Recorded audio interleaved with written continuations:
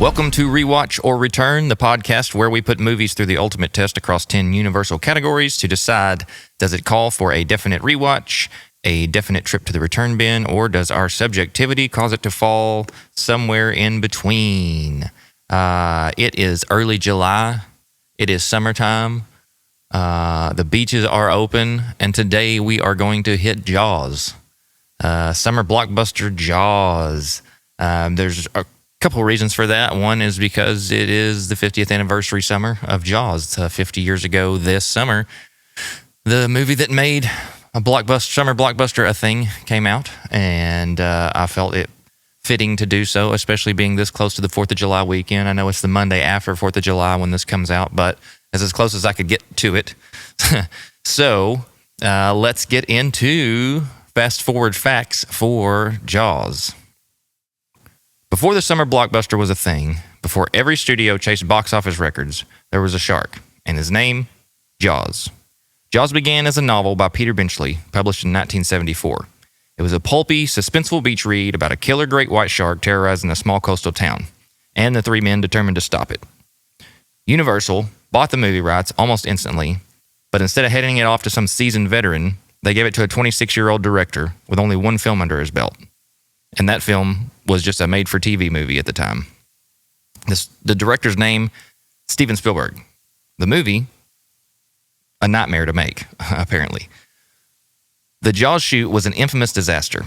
The mechanical shark, jokingly named Bruce after Spielberg's lawyer, barely worked. Saltwater corroded the animatronics, the ocean didn't behave, the budget ballooned, and Spielberg, he was nearly fired, like multiple times. The crew called it flaws, and Spielberg thought it might ruin his career. Instead, it made him a legend. What Jaws did right was everything else. John Williams wrote a score so iconic and so minimal, it became the sound of fear. Just two notes.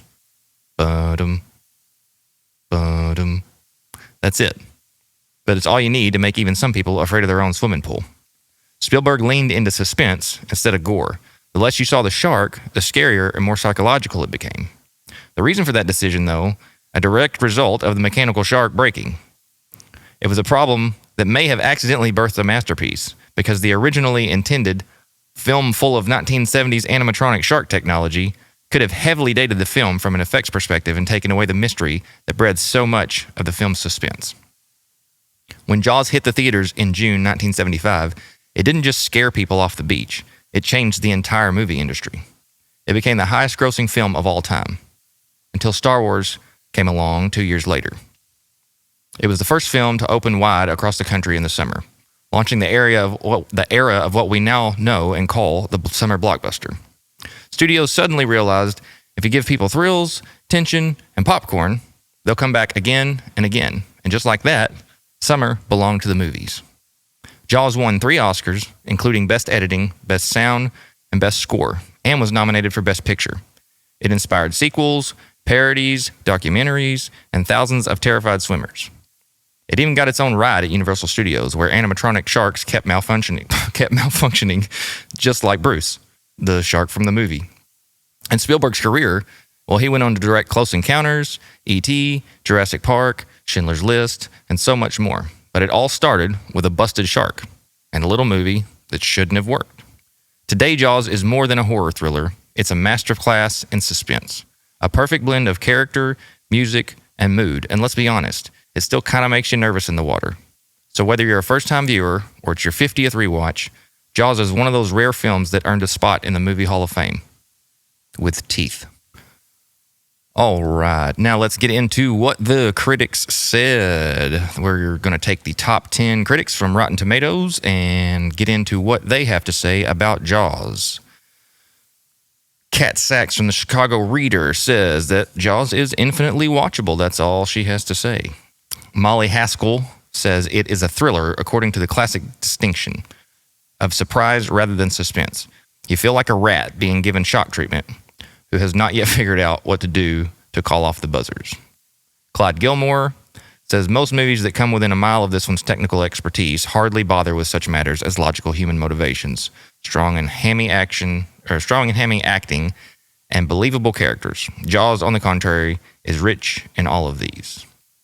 G.J. Fleming In what may be the best example of the disaster movie trend thus far, the setting is not a towering inferno nor a crippling airliner, but a quiet resort town terrorized by an ancient, primitive, and universal fear.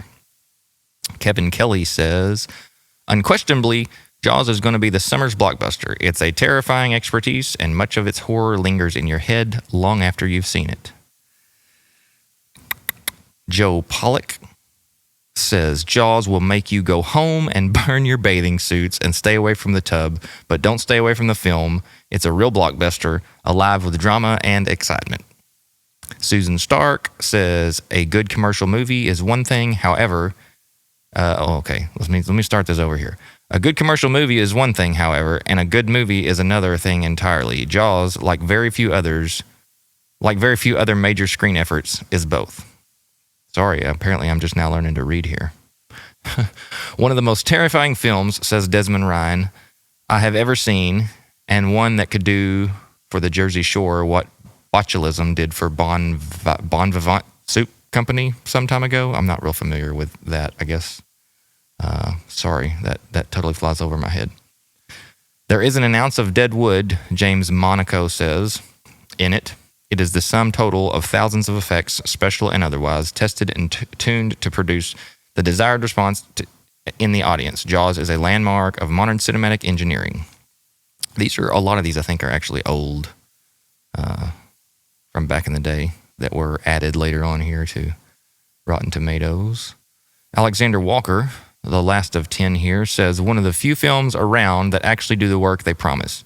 It'll unsettle you, make you jump, strain your expectations like a fishing line.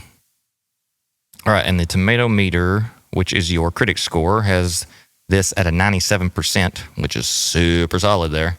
And the popcorn meter audience score has it at a 90. Apparently the critics liked it better than the audience. IMDb rating, 8.1 out of 10.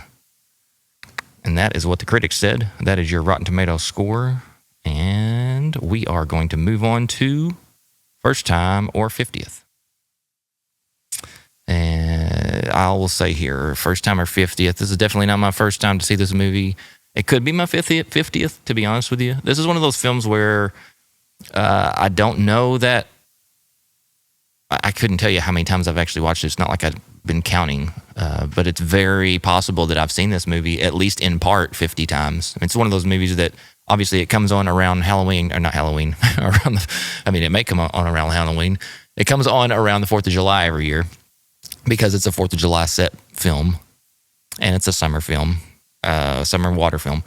But this is one of those movies that over the years I've owned it, I have it, and I've watched it multiple times from my own version that I have or whatever, my own Blu-ray, DVD, digital, all that. I've watched it several times. And then it come on TV a lot, so those movies that come on TV as you were growing up, you don't know how many times you saw them. It's kind of like movies like I feel like Forrest Gump. I don't know who hasn't at least seen bits and pieces of Forrest Gump because it came on television so much. And so this one could be 50. I would say most people, there's a lot of people that I'm sure that haven't seen this movie, but I would say most people who have seen this movie have probably seen bits and pieces of it over the years on television. And for me, that could be every bit of 50 times. Don't know. Nobody really counts how many times they've seen a movie, but this is far from my first and definitely could be my 50th or more, to be honest with you. I do love the movie.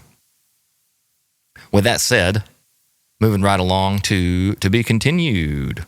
Would a sequel work for this film? And if there's a sequel, should there have been? Well, there are 3 sequels.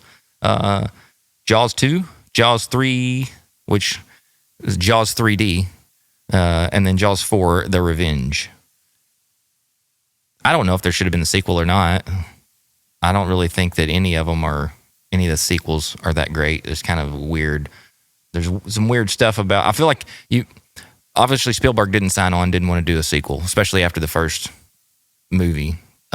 He was like, I can't do this. It was a disaster making this film. Everything about making this film was a disaster. So he was definitely not going to do a sequel, even if they, probably no matter what they offered him. I think he had some like serious PTSD related to this film.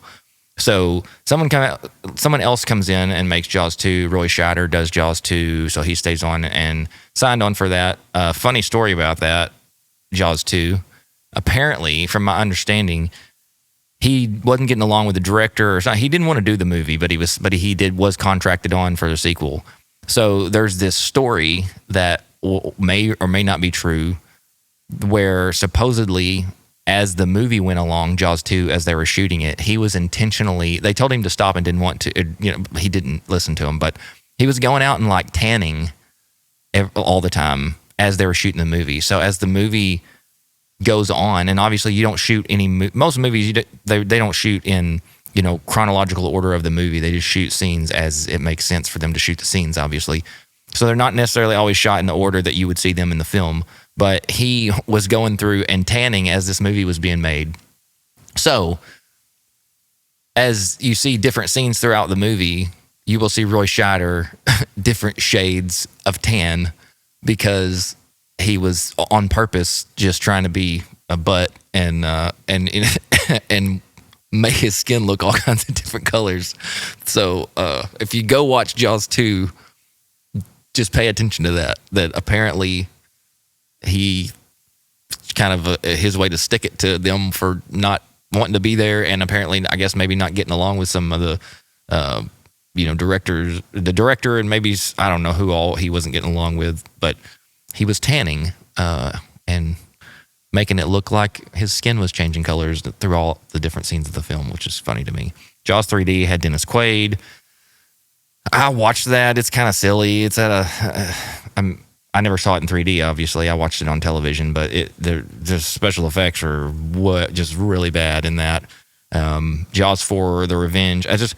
There's this weird underlying thing where it's almost like the sharks themselves have something against the Brody family, and they're like, there's just the route that they went for these sequels. I guess you could make a sequel and go, hey, here's another shark doing another thing. In another area being dangerous and people are dying and yada, yada, yada.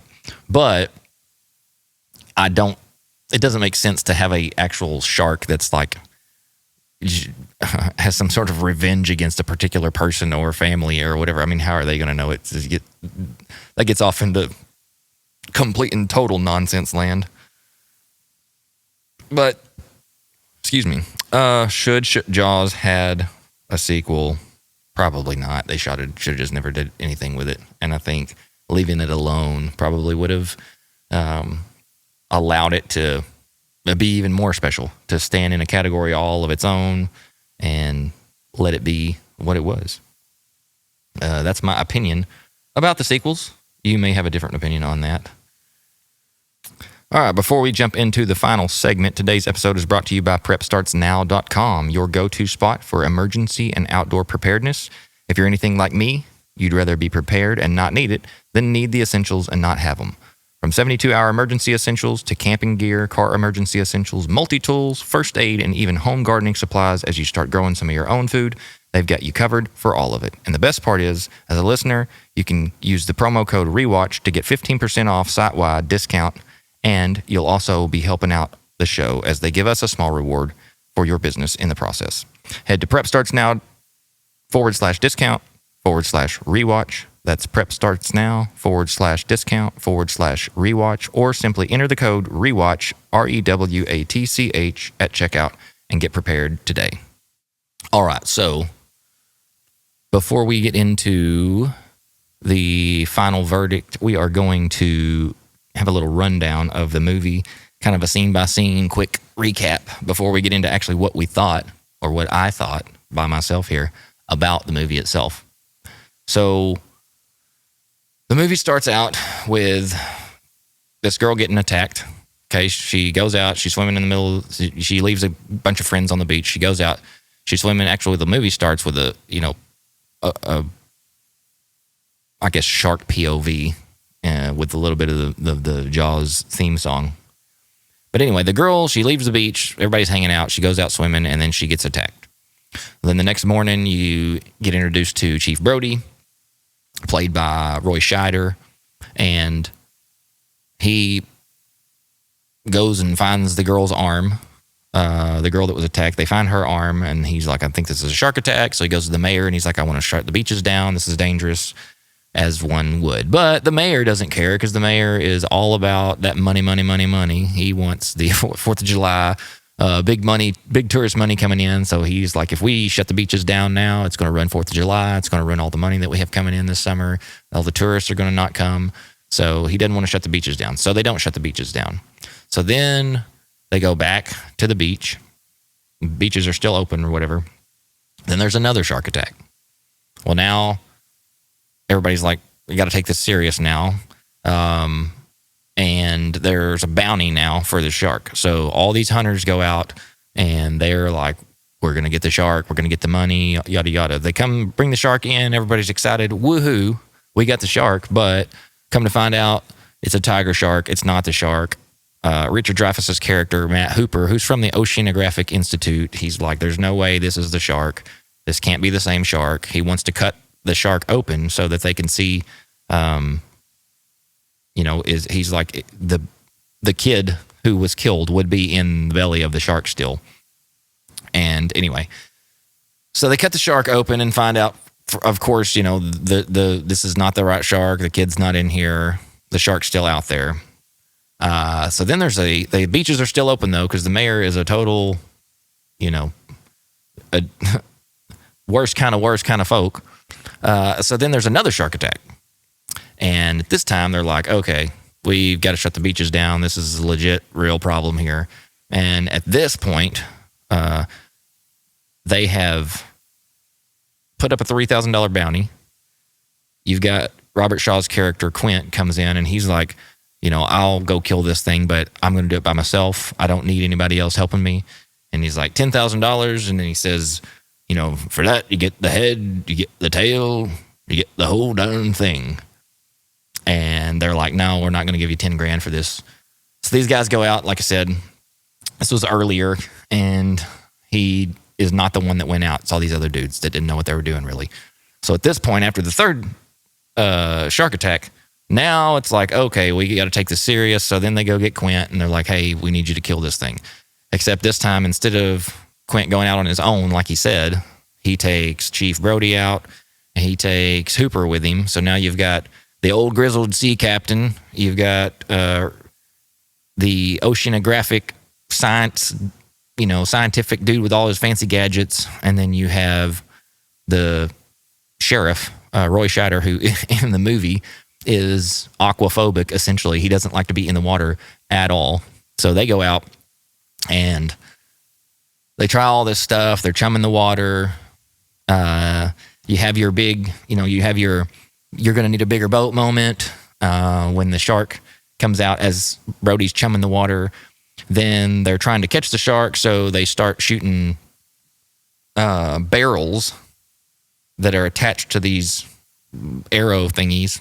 They start trying to shoot so they got barrels attached to these cables, attached to essentially like a spear gun thing. So they're shooting the shark. They get one barrel attached to him, and he takes it underwater. So then they shoot another barrel and attach it to him, and I think they take it underwater. And then he's like, well, we'll get him with the third one. There's no way he can take 3 of them underwater. So they shoot him with the third one, and they take those barrels underwater. And eventually, they realize this is not working. The shark attacks the boat some. You have a nighttime scene where the shark attacks, they're kind of having a moment of comparing scars and all this kind of stuff, and they're kind of let their guard down a bit, and then boom, another shark starts attacking the boat. They decide the next morning that the only way now at this point really to get the shark is to put this cage in the water, and Richard Dreyfuss's character, Hooper, is going to get in this cage, and he's got this like poison spear thing or whatever it is. He's got some kind of stuff in the spear that he's going to try to stab the shark in the mouth that would essentially either like incapacitate the shark in some form or fashion, or kill him maybe. I'm not real sure. I can't remember. So he gets in the thing, and then the shark attacks the cage. Well, now the cage is screwed up, and Hooper gets out of the cage, but the cage is no good. Hooper's out of the cage. He swims down to the bottom, but he's got an air tank and all that, so he's good. But now the shark's attacking the boat, and he's busted the boat, and the boat's sinking. And there's a point where the shark breaches the water, and he lands on the back of the boat as the back of the boat's sinking into the water, and the boat's now tilted up, up at an angle, and Quint is about to slide down, and Brody grabs his hand, and then he loses his grip on Quint, and Quint goes sliding down the deck of the boat into the shark's mouth, and that's how Quint is killed. So now you've got the only two left alive out there are Brody and Hooper's down at the bottom of the ocean. So Chief Brody is inside the cabin still, and the shark busts into the cabin, and he's freaking out, and he throws this big old air, whatever you want to call it, oxygen tank in his mouth, which is kind of foreshadowed earlier in the film. But he throws this oxygen tank in his mouth, and the shark starts chewing down on it, but then he backs out, and then Brody climbs through the window of the cabin to get out, of there as the boat's sinking, and he ends up climbing up on the mast, and the shark swims out and away, but the shark's now swimming back at him. But the shark still got the oxygen tank in his mouth. So as the shark's swimming at him, he's got this rifle, and he's climbed up on the mast of the boat because that's about all that's left hanging out of the water. And he's shooting, and he's shooting, and he's shooting. He misses. And then finally there's a point where he's like, "Smile, you son of a," and about right before he says his, 5-letter wordy derd there, the bullet hits the oxygen tank in the shark's mouth, and explosion blows him up. Now the shark's dead, and they have taken care of the problem. And then you forget that Hooper is still alive. He comes back up, and he asks about Quint, and Brody shakes his head, kind of saying, like, no, he didn't make it. And there's nothing left but some debris from the boat that is now sunk and tore apart by the shark. So these two now, after having killed the shark, kind of ride off into the sunset, I guess, if you will, or their version of riding off into the sunset is them both floating on some of this debris and paddling themselves back into town. And that is Jaws. Anyway, if you haven't seen it in a while, that's how it goes. So, getting into the final verdict here. This is where we put the film to the test across 10 categories, scored on a scale from 1 to 5. And those 1 to 5 scale, or that 1 to 5 scale here, goes from excellent as a 5, which is outstanding or a strong highlight of the film. Then you got 4, which is good, solid, works well, but not iconic. 3, which is fair, adequate, but nothing special. 2, weak, flawed, or inconsistent. 1 is poor or actively bad, annoying, or distracting. Story and plot is the first category here. So is the narrative compelling and coherent? Does it still hold up on a rewatch? Yeah. What's cool about this movie is the simplicity of things. There's no big elaborate plot. It's kind of like what you would expect like things to be in real life. It goes just like you would think people would think. They react as if you expect people to react. So like what's interesting about this movie is as you watch it, there's never a point where you're like, this wouldn't go that way or whatever. It's like, no, this is exactly how people react. This is exactly how certain people who care about certain things would act. And this is exactly how other people who've lost people would react. People that are scared would react. So all that makes sense. And is it compelling? Yeah. I mean, it's a monster story, essentially. You've got what's also cool about it. It's Jaws. That's called Jaws. It's about a shark, but it's ultimately not about a shark. It's about the characters in the movie as they deal with the shark, which is the problem.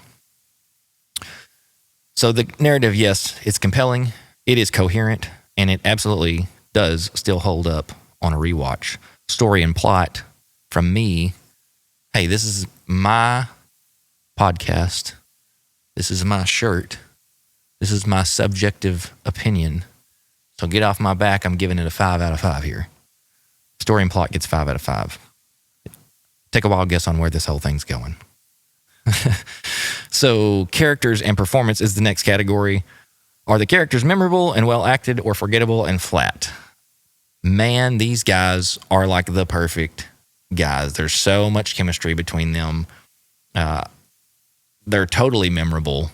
They're like iconic characters. Brody's an iconic character. Hooper's an iconic character. Quint's an iconic character. I would say Brody and Quint are probably more iconic. I mean, you're more likely to see for Halloween or whatever. You're more likely to see somebody dressed up like Chief Brody or dressed up like Quint than you are to see somebody dressed up like Hooper. Hooper just kind of wears what they call a Canadian tuxedo. He's just in denim with a toboggan the whole time. So it's kind of not really a costume that you would put on, but he didn't have as many famous lines or any of that, but still, he's a major part. And Richard Dreyfuss brought so much to the film. But yeah, I mean, these are iconic characters. Are they memorable? Absolutely. Are they well acted? Yeah, I mean, you got three of your better actors, period, playing these parts. They're not forgettable at all. They're not flat in any way. There's more I would like to talk to you about their character and performance, or about, I'm trying to think, do I want to get into it now, or do I need to get into it with other categories? But what's so cool about this, or about these characters, is, for example, like Hooper and Quint in the movie don't get along really. They kind of poking at each other the whole time. And in reality, that's how like they were with each other on set. Not that like they were mean to each other or whatever, but there was kind of the same sort of bickering attitude towards each other that you saw in the movie between these guys is exactly what you see when you watch, or exactly the way it was on set between these two. So, and I think it was a little bit intentional. I think Robert Shaw was a little bit intentional with it.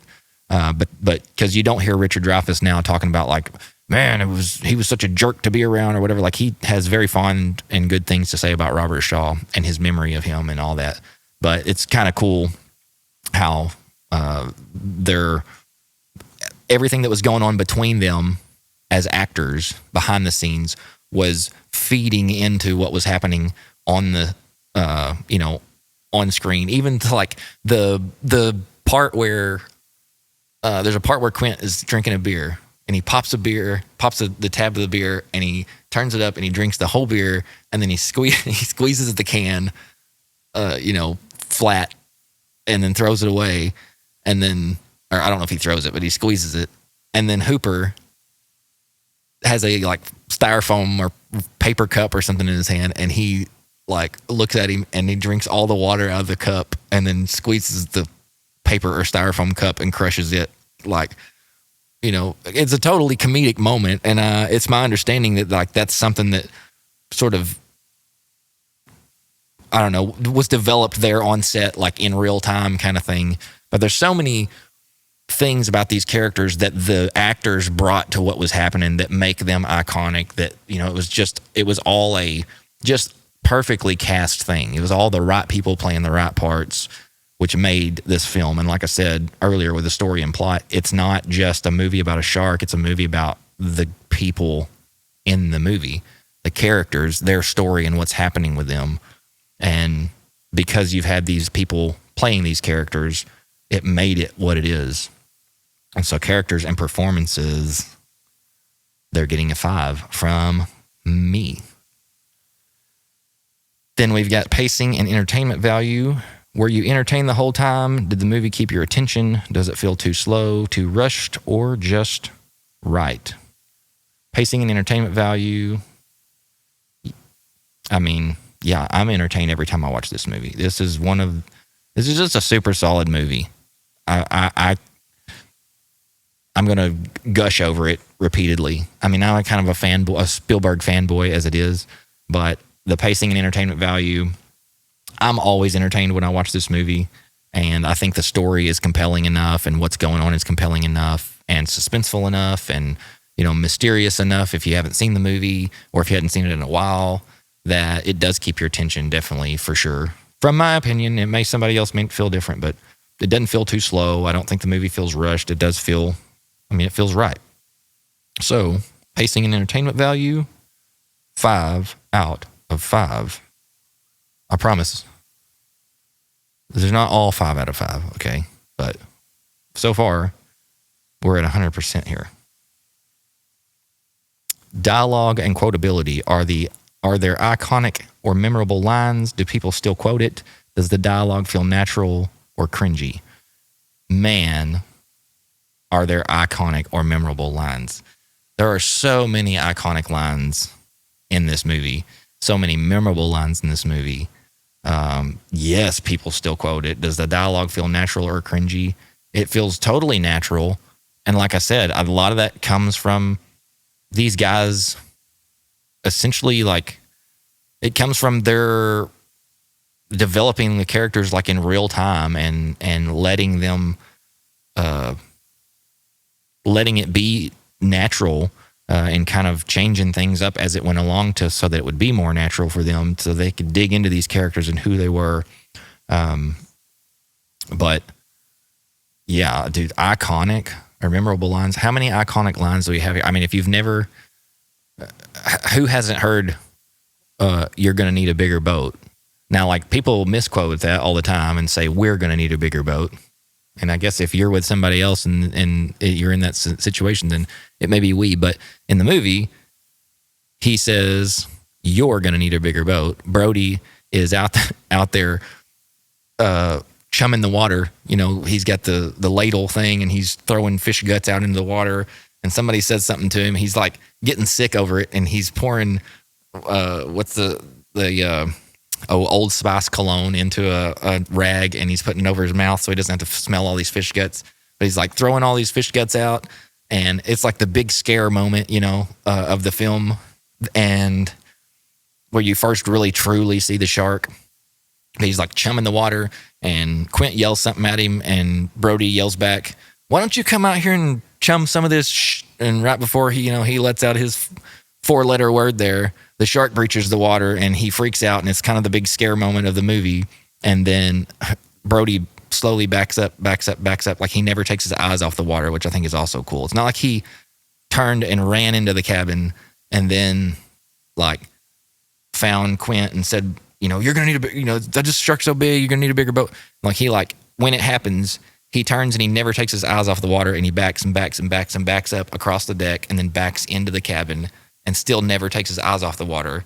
And he says, you're going to need a bigger boat, which is like totally one of the most iconic lines from any movie, period.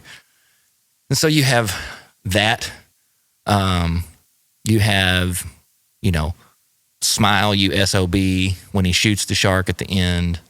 You have all the, you know, iconic lines from the mayor, you know, the different things that talking about keeping the town open, the 4th of July, and the you know, the not being able to shut it down because of tourists, and, you know, amity means friendship and all this kind of stuff. Then you've got, obviously, Quint's character and the lines that he delivers, which are in so many. This is just such a pop culture film that has, you know, gotten into so many things. If you've ever watched the movie Master of Disguise, and what's his name, Dana Carvey, there's a part where Master of Disguise, he dresses up like all these different people, and he's the kind of a master of disguise. And there's one point where he's like somebody's chasing him, and all of a sudden they like run by a pond, and Dana Carvey is out in the middle of his rowboat, and he's dressed up like Quint from Jaws. And the guy starts trying to talk to him. And, you know, Quint has this like Cockney weird like way of talking where sometimes you can understand him and then sometimes you can't hardly understand him. But Dana Carvey's out in this rowboat, and the guy starts talking to him, and he just starts saying like random nonsense, kind of, but trying to sound like Robert Shaw in the movie. So he's just going like, which makes no sense, and there's nothing he's really saying, but it's a funny moment, and everybody knows like that's what he sounded like on the movie. That's, you know, everybody knew the character. But anyway, you've got all the you know, the iconic quotable lines from Quint, like, you know, a 25 footer, you know, he's, like I said earlier, I'll for that I'll bring you the head, the tail, and the whole darn thing. And then him giving the dialogue for the USS Indianapolis about the shark attack and all that. And, you know, it's just, it's so good and so memorable. And it may not be memorable for everybody, but if you've seen the movie at all, I mean, how do you not remember him giving that speech and talking about, sometimes the shark would go away, and then sometimes it wouldn't go away, and talking about his eyes, all dark and lifeless, kind of like a doll's eyes, and which is the funny thing about Quint is you can totally understand him and he sounds normal sometimes, and then you have the moments where he's like, I don't know, he's talking. There's a point where he's talking about this, the shark coming back and attacking all the people in the at the US on the SS Indianapolis while they're in the water, and he's like, there's a point where he says pound, and they're pounding and hollering, but it's like he says they're pounding and hollering, and you're like, why did you sound normal a while ago? But anyway, it's an iconic delivery, but also it's like there's this weird thing that he goes back and forth between being able to kind of be understood and then not being able to be understood real well. But yeah, I mean, there's so many quotable lines. They're so iconic. It's so rich in its pop culture infection, if you want to call it that. That it's the dialogue. It's totally quotable. Without a doubt, that gets a 5 out of 5 from me after I just rambled about all that stuff. Then we're going to go to soundtrack and score. Does the music enhance the film or date it? Does it elevate the emotional tone of the film or feel out of place? Is it iconic or generic? Well, this is like one of the most iconic film scores of all time. And the story behind it, apparently, Spielberg goes, I think the story Spielberg goes to John Williams' house or something, and he sits down, and he's like, I've got here's the theme, and he plays these octaves, dun dun dun dun dun dun dun dun dun dun dun dun dun dun dun dun dun dun, on the piano, and Spielberg laughs, and he thinks it's funny because he thinks it's a joke at first, and then he's like, no, I'm serious, but then like what he thought initially was a joke, he didn't realize like the effect that it was going to have, because he was expecting something totally different, which is why he thought it was a joke. But then when he had a moment to think about it, I don't think from my understanding of Spielberg, there's never been a point where he told John Williams, I don't like that, I want to do something different. Like, I don't think he's ever changed anything that John Williams has done or really given John Williams any pointers. That's my understanding, which I think is super cool. So yeah, the soundtrack, the score is fantastic. It's iconic. I mean, nobody hears it. Even if you haven't seen Jaws, nobody hears that and goes, I don't know what that is. Everybody who knows it hears it. And you immediately think about shark. You immediately think Jaws, Shark Week, shark teeth, don't go in the water, scary monster, whatever. And then also just the way that it's not just, so the score of the film, I mean, it's not just that theme. Obviously, that's the Jaws theme, but there's so much good music in this movie. There's so much like fun when they're out on the ocean and they get that like upbeat kind of whimsical, whatever you want to call it, like music that's exciting and fun, and we're all out on the open ocean and the boat's going and all that. Like, there's so many, even when the moment when the shark takes off with the barrels, it's not like a frightening or scary moment. It's like an exciting moment of like, we got him, we got the spear went in and now he's running off with the barrel, and it's like a positive, uplifting music and feeling. There's so much good music in this, but also what is really cool about film scores is how you can say something without saying something. And if you watch this just for example, if you watch Jaws, there's a scene where there's two kids and they have 2 or 3 kids, but anyway, they have a cardboard cutout fin and they are swimming underneath the water, pretending to be a shark trying to scare people. And when you watch this movie and you see the shark, when you see the real shark, you hear the real dun-dum, dun-dum. You hear the theme song when you see the shark. Well, this moment, and when these kids have this fake fin, you don't know it's fake until you see the kids come out of the water with it. Everybody in the movie thinks it's a real shark, and you think it's a real shark when you watch it for the first time. But there's no Jaws theme when you see that fin come out of the water that time in that scene. And why? It's because it's not the real shark. It's a kid with a fake fin. And that is what's so cool about film scores, is they can say what's happening or give you some indication of something, or the lack of score can give you an indication of something without telling you anything. And like in that moment, the score, or lack of in the moment, says this is not a real shark. And I find that to be pretty awesome. Moving on to from soundtrack and score. Soundtrack and score gets a 5 out of 5 for me, without question. Cinematography and visual style. Is it visually engaging or stylish?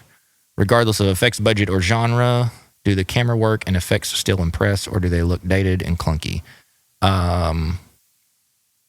Well, this is like a masterclass in filmmaking. The cinematography is fantastic. Is it visually engaging? Absolutely. I mean, it's shot so well. I think Doug Slocum more than likely had to have been the one, the director of photography for this. But I mean, yeah, this is Spielberg at his best. And I don't know that you can say anything negative from a cinematography perspective and a visual style perspective. The thing that makes this movie so good, as the intro talked about, was there's so many things that went wrong that didn't allow you. So like if you'd had a big old animatronic shark from the beginning of this movie, and you saw this big shark pop out of the movie multiple times, you would not think that it would have been a totally different movie and a totally different feel and a totally different vibe, and probably very much dated the film. So if everything would have gone in as intended, and they could have shot this animatronic shark from as much as they wanted to shoot it and use it the way they wanted to use it, you would have watched this movie and had a whole bunch of kind of old 70s style animatronic stuff from the beginning to end of the movie, which would have you would have watched it and gone like, I get what you're doing here. And I'm not saying it couldn't have been shot in a way that changed that, or it could have been suspenseful still, but it was the lack of what you saw that made this movie. And considering that, it wasn't purposeful for the shark to screw up and them not to have as much of the shark in the movie, but you can call it 70s technology or whatever. There's a couple of moments where you do see the shark, and the shark does not look probably as good as you would see an animatronic shark look now. But at the same time, I was thinking, when I watched this movie, there's been enough suspense up until the point that you do see the shark, that it doesn't, that what the shark looks like, or maybe the lack of realism in the shark, doesn't take away from anything. One, because there are scenes already, there are other scenes in the movie that are shot really well underwater, that are, it's kind of, like I said, the lack of what you see is what happens in your mind. And so it's what you create in your own head that makes it scary. And then there's a real shark scene where there's a real shark in the water, so then you're seeing a real shark in that point. So when you do see the fake shark, it doesn't take you away, or like the lack of realism doesn't ruin things or doesn't take anything away, because you've already been set up for so much that like you're in it and you just accept it. And I was thinking the same about watching, if you watch The Meg, which is another big shark movie influenced by Jaws, of course. But like, you don't watch that movie and go, oh, this is a real shark. Like, you watch that movie and you go, this is a animatronic computer generated shark. But you can still let yourself believe that it's a real shark in the context of what you're watching. And I think that even in the 70s, the shark looked good enough and was done well enough that, in the same way as watching The Meg now, where maybe in the 70s you don't have super high-tech computer generated images that look totally realistic, but you know are fake, you have an animatronic shark that is completely practical and real, that is being captured in camera. And that's enough for what this movie is to tie everything together, even for the couple of shots that you see with that shark. And so, cinematography and visual style, it's shot great. I don't think the shark as it is ruins anything at all. The camera work is fantastic.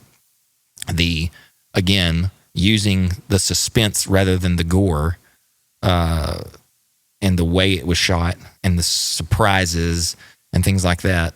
I don't feel like it's a dated movie. I think that and it's even, I mean, after the 4K kind of remaster and all that, it looks even better. So cinematography and visual style is getting a 5 out of 5 from me. And next, theme and message. Is there a deeper takeaway? Does this explore ideas that resonate today? Well, at face value, it's a monster movie, right? It's a shark that you're scared of and it makes you not want to go in the water. But is there other things you can get out of this? Well, I would say no. Somebody being attacked by a shark in the water randomly is not something that you're going to get any kind of message out of, other than maybe swim in a safer area or a safer place. I don't know. Take that as you will, if that's how you feel about the ocean and sharks and all that. But you have a message in how the mayor treats things afterwards. So you have Brody, who ultimately fails to act and ultimately fails to make the right call because he's pressured by the mayor, right? And then you have the mayor, who only cares about the bottom line. What he cares about 100% is, are the people going to be here to make the town money for the 4th of July? It's all about money, money, money, and tourism, tourism, tourism. And if we do anything to let anybody know that there's anything wrong or there's any kind of danger or anything like that, then those people aren't going to come and we're not going to make our money. And so you have the negative part of Brody allowing himself to be pressured to make a call that wasn't the right call. You have the mayor doing the pressuring, caring only about the bottom line. And because of that, you have other deaths to follow. And now your decisions, either not doing what you know is right because you were pressured, letting something else pressure you to do something that you know is not right, and then being the person who only cares about one thing, doesn't care about people. If there's a message in the movie, or a theme in the movie, I don't think the theme in any way is sharks are bad, sharks are dangerous, kill all the sharks. I think that's not at all what I even think the guy who wrote the movie was about. This is just a story. Because Peter Benchley, the writer of the book, went on to do shark advocacy and stuff later on. But if anything, the theme and message of this movie is do what you know is right, no matter who is pressuring you to do it, and no matter what it may, what problem it may cause in the moment. Had Brody said, I don't care about tourism right now, someone has been attacked, there is a shark we need to take action here to protect people. We have to close the beaches until we can find out if, there is a real threat or danger and find out what exactly happened here. So he could have done that. End of story. The rest of the movie would have been not a movie. So yeah, the theme and message: don't be a jerk. Don't put the safety of people after you benefiting off of, don't benefit off of people at their peril, and don't let other people pressure you into things that are wrong, just because maybe they have I guess your mayor would be your boss if you're the police chief. So just because they're your boss doesn't mean they're right, and it's not necessarily right to give in to somebody because they have power over you. Sometimes you gotta speak up, and that would be the message and theme that I would take away from this film. Cringe factor: any jokes, effects, or moments that haven't aged well or were always bad, moments that make you wince now, campy, cheesy, bad effects, outdated jokes that aren't funny, etc. I don't know here. I mean, let's see. Cinematography and visual style, I gave a 4 out of 5. Theme and message, I gave a 4 out of 5. The cringe factor here: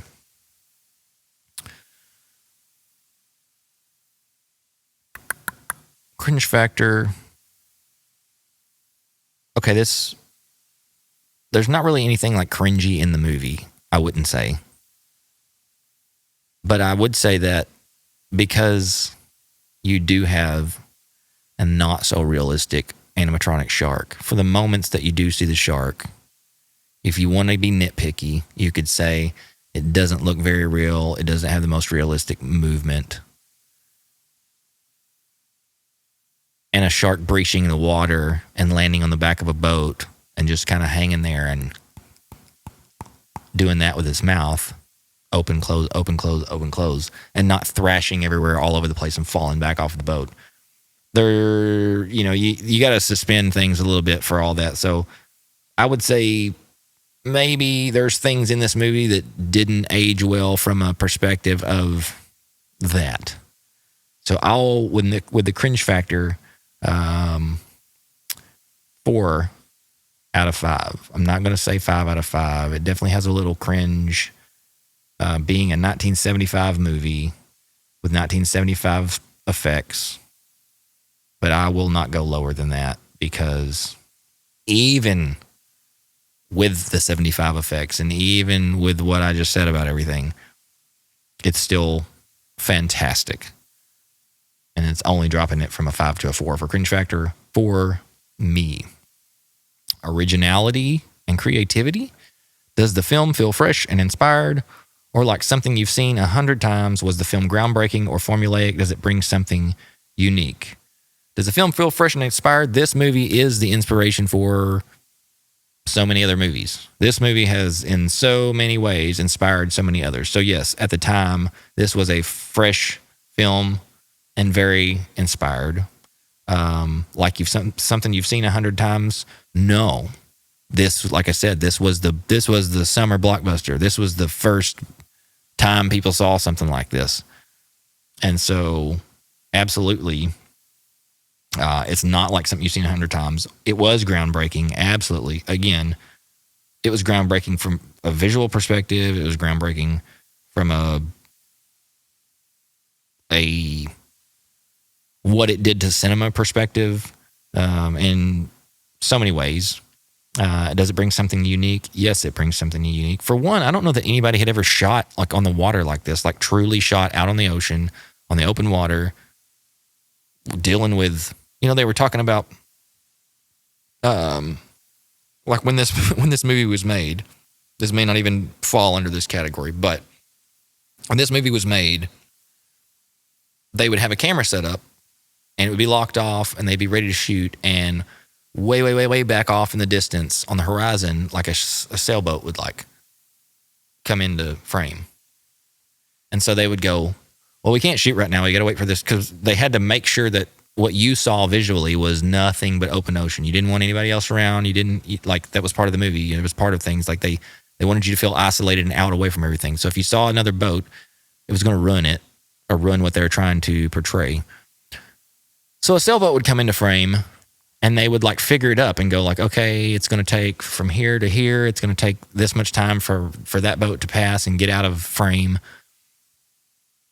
We could completely move everything to where that boat is not in frame, but it's going to take us, an hour and blah, blah, an hour and 15 minutes to move all this stuff and get it reset just so that boat's not in frame. But it's only going to take about an hour and 10 minutes for that boat to get across here and out of frame. So like, it's going to ultimately not save us any time moving. So let's just sit here and wait for this boat to get out of frame. So there's so many things about making this movie that were such a pain, and so many links that they went through to show you what they showed you, so that it was like, obviously they're not in a big water tank. They're out on the real open ocean on a real boat with real danger here. And I don't think that anything had really been shot that way before, at least not on that scale in this way.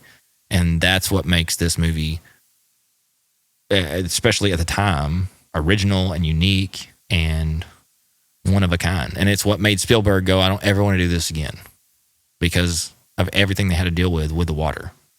I mean, sinking boats, animatronic stuff not working. No, and the cool thing about it is, again, from a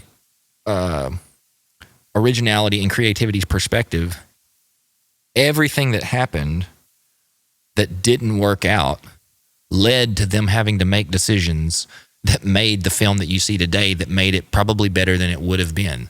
So you had to, like, Spielberg, the first initially, okay, so they do a preview of the movie, or whatever you want to call it, when they show it to people and let them see it and all that, and kind of pick their brains or find out what it's, for whatever reason, it's escaping me what they call that. My brain is not working at the moment. So as they are letting people see the movie for the first time and kind of getting feedback about it, Spielberg realized the big scare happened when the shark breaches the water for the first time, when Brody's, chumming the water. Well, he got a little greedy, he says, where he saw everybody, throw popcorn and scream and all this when the shark breaches out of the water. He wanted another one of those moments. So he goes back, and there's a part earlier in the movie where Ben Gardner, his head is in the boat underwater, and you see Ben Gardner's head float out. He goes back and he wants to reshoot that because he wants to make that a scary moment, kind of a frightening jump scare moment. He gets greedy. So he goes back and from a creativity perspective, he shoots this in his editors. So the lady that was the editor on the film, he goes back to, I think, her swimming pool. They make a balsa wood boat, take it underwater just enough to shoot this scene in, and they shoot the underwater Ben Gardner head, and they shoot it multiple ways and edit it in multiple ways. And he goes back and shows it to people, and it got different reactions in different ways that scene was cut and edited. And he finally picked the one that you see in the movie. So, in the way that it happens in the movie, Hooper goes down, he gets to that hole in the side of the boat, and Ben Gardner's head pops out, and there's kind of a jump scare moment. Well, Spielberg says when he goes back and watches the movie now, or he goes back with the next focus group or whatever you want to call it, and they watch the movie, he says, now, that's a big jump scare moment, but later on in the movie, where the original jump scare was when the shark breaches out of the water, they didn't react the same way. And he said he realized he got greedy, and because of what he did at the beginning of the movie with the jump scare, now the audience did not trust him as a filmmaker, and they were waiting for the rest of the movie on guard, waiting for the next moment, because they didn't trust what he did to them at the beginning of the movie. So now they're ready for it, and that jump scare later didn't happen the same, didn't hold the same weight with the shark breaching the water because of what he did with Ben Gardner's head. But he went back and shot that in a swimming pool. And, I mean, just there's so many cool things. For example, in this, there's the scene where the shark punches in the, hits the boat. And originally they weren't going to show that, but Spielberg was like, I want to see that. I want to see the shark actually like hit the boat, puncture the side of the boat, and water start coming in and all that. So they go take the boat to somebody's driveway. They build like a section of the wall of the boat, and they take a water hose and they're like shooting water down the side of this wooden edge of the boat. And somebody on the other side is kicking it with their foot, kicking the side of the boat in. And that's the scene that you see in the same moment where like the loud noise and the shark is supposed to be ramming into the boat, and then it cuts to that. What it's actually cutting to is not a boat in water, but it's a fake hull of a boat with a water hose spraying on it and somebody kicking in the board on the side of the boat in somebody's driveway, nonetheless. So there's just so many things that went into making this movie. The creativity, the realization of, hey, this is not working. The stuff that we were planning is not working. We've got to take a different route. We've got to do things differently. We've got to do something else. We've got to edit this in a way to make it more suspenseful and use what people don't see to cause them to think things and use their imagination against them and all that kind of stuff. Just a really, really, really solid job, and very original, very creative in the way that they did this, much like, I will probably talk about on here one day with the way that ILM did with Star Wars. There's just so much cool stuff that used to happen back then before everybody was like, well, we'll just do it in post, we'll fix it in post, or we'll do it on the computer or create something or whatever. I mean, it's just, it was just a different way of making movies back then, which is what makes these films, I think, so loved and so different and special, because they were relying on something else rather than just straight technology and computers and stuff. So originality and creativity for me gets a 4 out of 5. Actually, no. It gets a 5 out of 5. I'm changing that. Dun, dun, dun. I had it different. In the moment talking about it, I changed my mind. Went from 4 out of 5 to 5 out of 5. Now we get into nostalgia and rewatchability. Does it hold up to your memory of it? Does it still matter today? Is it timeless, or has it aged poorly? Does a rewatch ruin the magic? And would you honestly watch it again? Does it hold up to your memory of it? Yeah, Jaws is Jaws. It's always Jaws. Some people might feel differently, but for me, it's not about technology. It's not about an animatronic shark. It's not about, it not being some big, fancy computer-generated, computer graphic, realistic, lifelike anything. It's about the story. It's about the way it was shot. It's about an overall filmmaking perspective. And for that, it still holds up to me completely. Does it matter today? Yes. Jaws is still a huge thing in pop culture. Whether you've seen it or not, nobody can say they've never heard of Jaws. They don't know that it's about a shark. They don't know, like I said, you're gonna need a bigger boat, all this kind of stuff. I mean, like, it's Jaws is Jaws, even from a perspective of, like, go to Universal Studios today, there's no Jaws ride anymore, and there's still Jaws stuff everywhere. I mean, this is bought at a regular old clothing store that has nothing to do with movie memorabilia, but like this shirt was there because, again, it matters. It's such a huge piece of part of pop culture. Is it timeless? Yes. Has it aged poorly? I don't think so at all. I think the acting still holds up. I think the way it was shot still holds up, especially if you watch a 4K version of it now.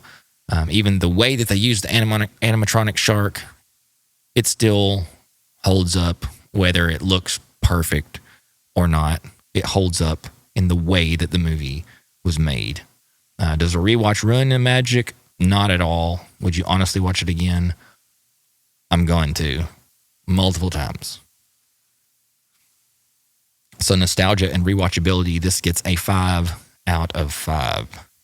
So as we score this, let's do a quick recap of the score. 40 to 50 is certified rewatchable. 30 to 40 is leans rewatchable but debatable. 20 to 30 is return worthy unless you're feeling nostalgic. 10 to 20 is return it and maybe rewind it out of pity.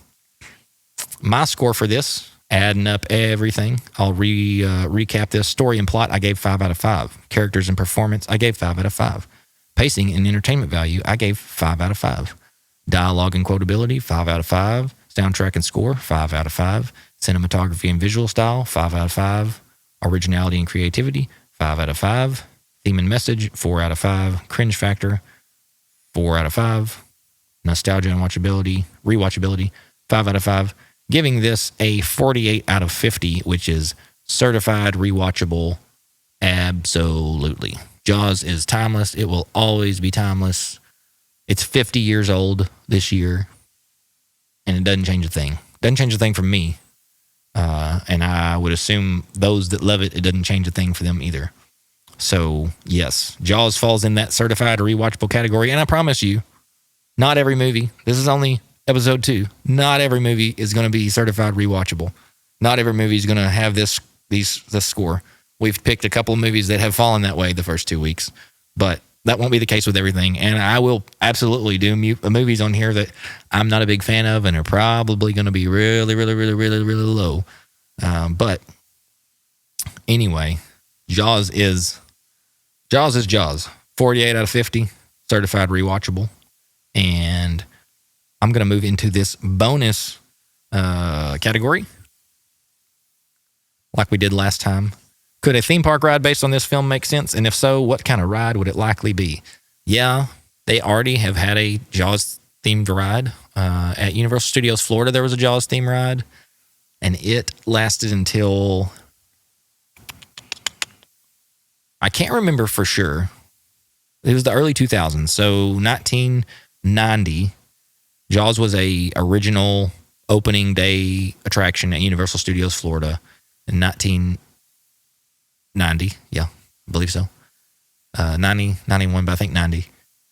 So it was a 12, 13, 14 year thing, if not a little bit longer, that ride lasted. But they had so many problems with that because like there's so much water involved. Again, just like the movie, there's so much animatronic stuff in the water, and you start putting mechanical stuff in the water, you're going to end up having problems with it.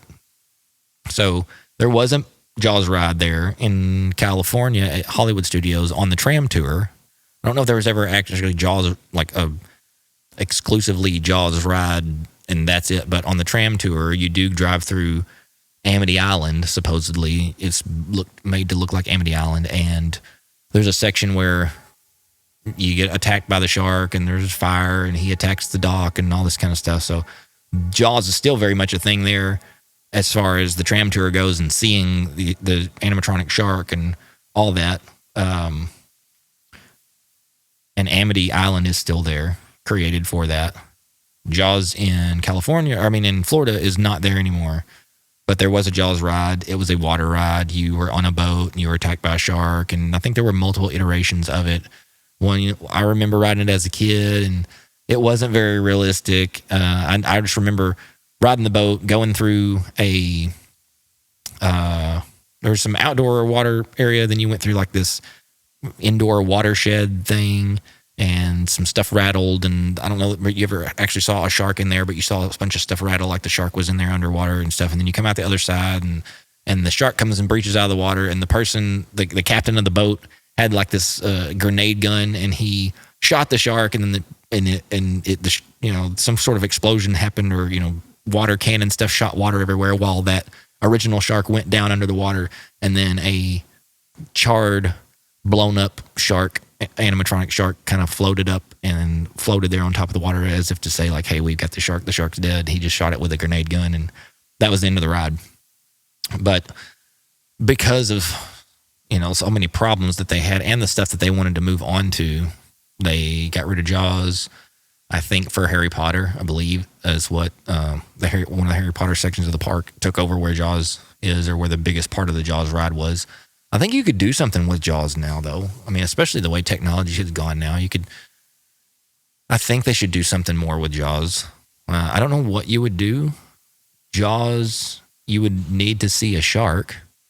I think they need to create some sort of attraction so that people can experience Jaws, not it just be a place where you can buy T-shirts or buy memorabilia or whatever. But I think they should create something there in Florida where you can experience Jaws in some way. I don't know that you could do a screen-based ride or whatever. I don't know how you would do it. It's hard for me to really say. It's not something I thought about necessarily before talking about on here, because I knew that there already was a ride. But the ride was fun, but it was problematic, and it was down, I think, a lot. And it was one of those deals where, like, do we want to have a ride that's down, or we want to move on to this new thing that may get more attention in time as Jaws got older. All right, that is the end of this episode. Thank you for tuning in to episode 2. If you would like to keep up with what's going on, I do have a Instagram account, Rewatch or Return, where I kind of post some clips beforehand sometimes, and some information will probably be more available there than it will be directly here on the YouTube channel if you're watching on YouTube. But follow and like and subscribe and all those things that give you notifications to say, hey, there's a new episode or whatever. Wherever those things are, whether it be on your podcasting platform or on YouTube or wherever you're listening or watching this, if you will subscribe and like things and follow things, that's the only way that I know to tell you that you're going to find out or be aware of what gets posted and what's going on. And it'll help in the process, as all that stuff is algorithmic and helps with the having them push this kind of stuff on to more people and let them know, hey, there's another podcast here that you may be interested in. And some people might tune in and find it interesting. So thank you for tuning into episode 2, and we will see you again next week.